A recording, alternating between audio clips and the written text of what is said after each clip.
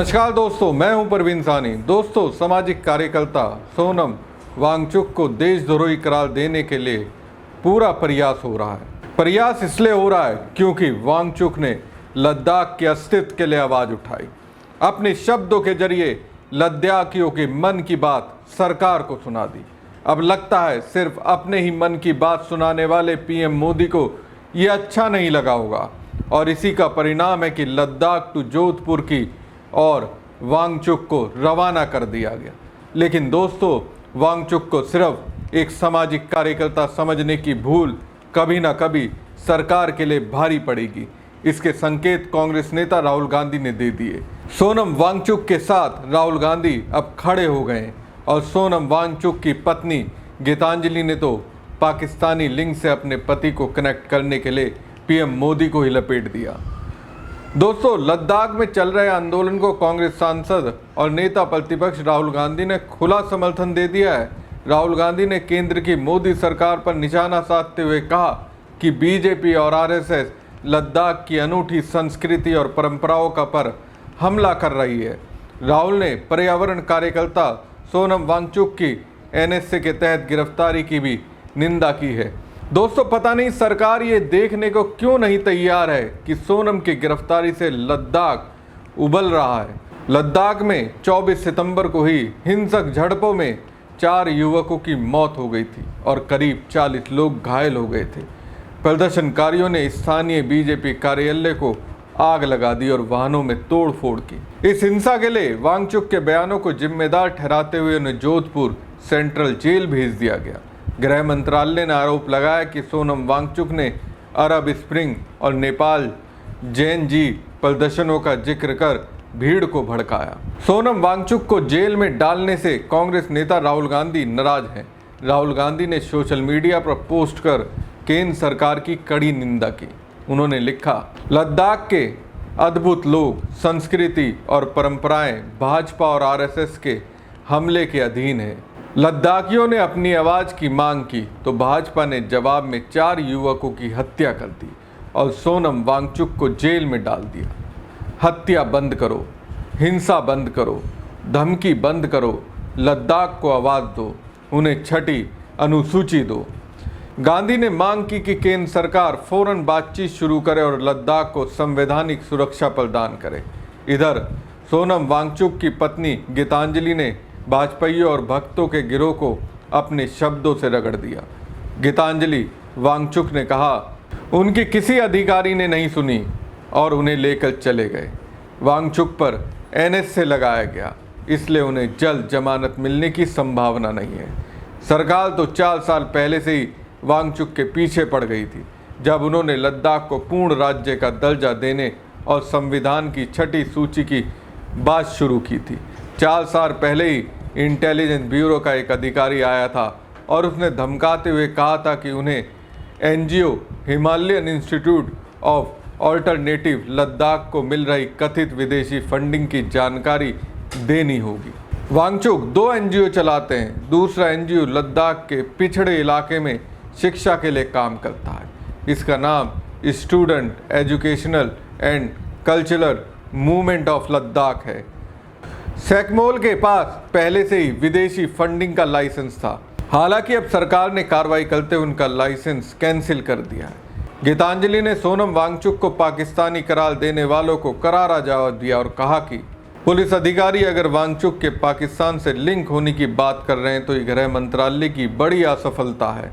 वांगचुक एक वैज्ञानिक के तौर पर पाकिस्तान गए थे और अगर यहाँ पाकिस्तान के एजेंट घूम रहे हैं और फिर भी एजेंसियाँ उन्हें पकड़ नहीं पा रही है तो ये उनकी असफलता है।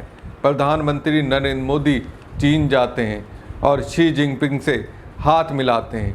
उन्होंने मोहम्मद यूनुस से हाथ मिलाया। चीन जाने वाले हर शख्स को आतंकवादी नहीं कहा जा सकता। दोस्तों, लद्दाख को 2019 में जम्मू कश्मीर से अलग कर केंद्र शासित प्रदेश बनाया गया था, लेकिन स्थानीय संगठनों जैसे ले एपेक्स बॉडी और कारगिल डेमोक्रेटिक अलायंस ने राज्य का दर्जा और छठी अनुसूची की मांग तेज कर दी।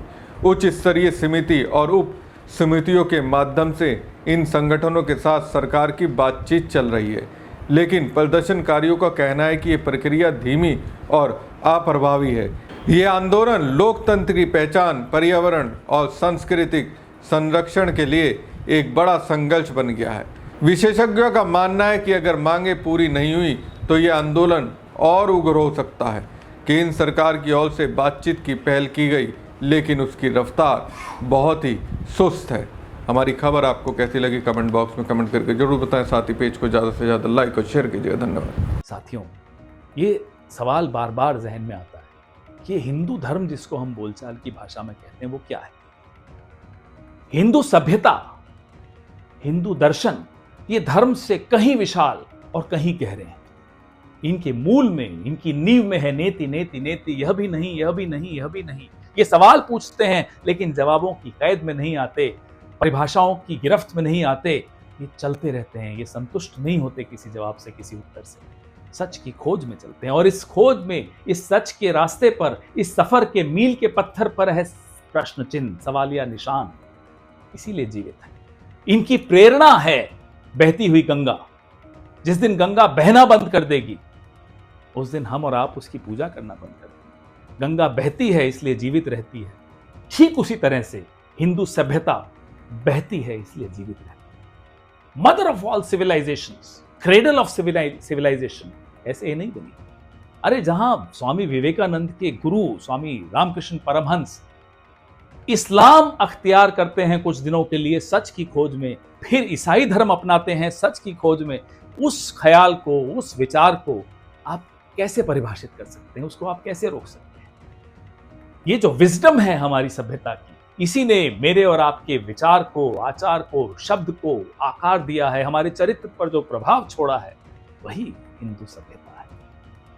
आज उदाहरण याद आता है मीराबाई का, जो अपने भगवान से, अपने इष्ट से प्रेम करती थी। उस प्रेम में वो कविताएं लिखती थी, काव्य लिखती थी, विरह के काव्य लिखती थी। खूबसूरती देखिए। यहां जब सूफिज्म आया, जब सूफी परंपरा आई तो इश्क हकीकी पे बहुत कुछ लिखा गया, बहुत कुछ कहा गया। वो सुनकर आनंद आता। तो इस समृद्धि में अब ऐसे बौने आ गए जिनको एक 7 साल का बच्चा इस विशाल सभ्यता का दुश्मन लगता है। एक 7 साल के बच्चे को मार के उसकी लाश लटका देते हैं क्योंकि वो दूसरे मजहब का है। इस सभ्यता को वो 7 साल का बच्चा क्या नुकसान पहुंचाएगा? आप इंदौर के शीतला माता मार्केट में कहते हैं साहब मुसलमानों को नौकरी से बाहर निकाल दीजिए। अरे हमारी सभ्यता इतनी विशाल है, उसमें आपको ये नौकरी पेशा मुसलमान भी खतरा लगने लगे। कोई कहता है आई लव मोहम्मद, तो आपको दिक्कत है। अपने नबी से वो मोहब्बत करता है तो आपको तो उससे मोहब्बत होनी चाहिए। हम सब अपने अपने ईश्वर, अपने अपने भगवान, अपने अपने क्राइस्ट, अपने नबी, सब मोहब्बत करते हैं और करनी चाहिए। क्या गलत है इसमें? ये बौने अगर उस वक्त होते तो क्या ये क्रेडल ऑफ सिविलाइजेशन बनती? क्या ये मदर ऑफ सिविलाइजेशन कहलाई जाती? इन बौनों के हाथ में मैं अपनी सभ्यता को नहीं छोड़ सकता, इस देश को नहीं छोड़ सकता। हम अपनी जान के दुश्मन को भी अपनी जान कहते हैं। मोहब्बत की इस मिट्टी को हिंदुस्तान कहते हैं। I love Mohammad, I love Mahadev, I love Jesus Christ, I love Nanak Dev, I love India.